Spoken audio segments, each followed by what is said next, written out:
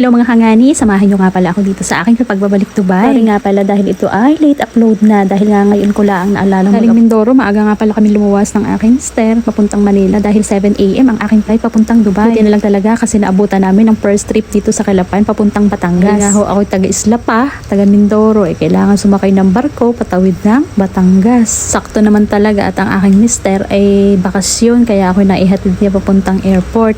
Boarding time na nga ni.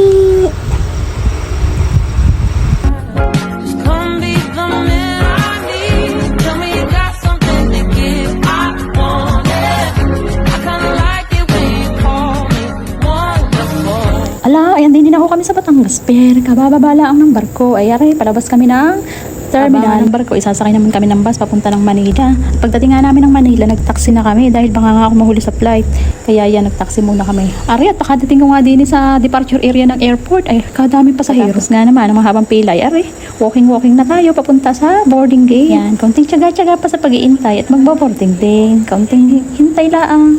Ayan, walking na tayo, magbo-boarding na. Ayan, boarding time. Naghahanap na tayo ng ating seat number. Hindi ko na nga pala na-i-video ang aking moments sa aeroplano. Aray, touchdown na ako din sa Dubai. Hello, Dubai. Ayan, walking na tayo papunta sa pagkuha ng ating mga bagahe. Dito naman sa Dubai, hindi ka mapapagod maglakad masyado dahil ang dami nilang mga walk-a-lator. Hindi ko na nga pala guys, may papakita sa inyo kung paano ako nagdaan sa immigration, kung gaano kabilis ang proseso.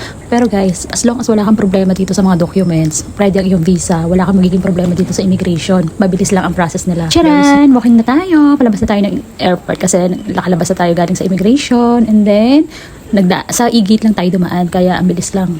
Itap-tap mo lang yung passport mo and then mag-i-scan ng eyes. Yan, finally, sumakses na rin tayo sa immigration pero wala namang problema dito sa immigration as long as may visa ka, kompleto mga documents. 7 hours nga pala ang travel mula Manila to Dubai. So, after mahaba-habang biyahe, finally, touchdown na tayo ng Dubai. Malapit nga lang pala yung aking tinitirhan mula sa airport hanggang dun sa amin. Pero sasakay pa ako ng tren and then sa isang bus. Pero mabilis lang. 8 na ng gabi yata din ako nag-arrive sa Dubai. Kaya yun, accessible pa naman yung metro or tren doon. Kaya yun, nakapag-tren pa ako. Ito nga pala yung bus station. Ito yung bus station na malapit sa amin. So, dito ako sumasakay ng bus. Bale, ang bus naman dito, 24 hours ang biyahe nila kaya hindi man mahirap magkunin nga naman talaga na nakakapagod na magbiyahe pero ngiti-ngiti lang kasi ilang minutes na lang naman bababa na.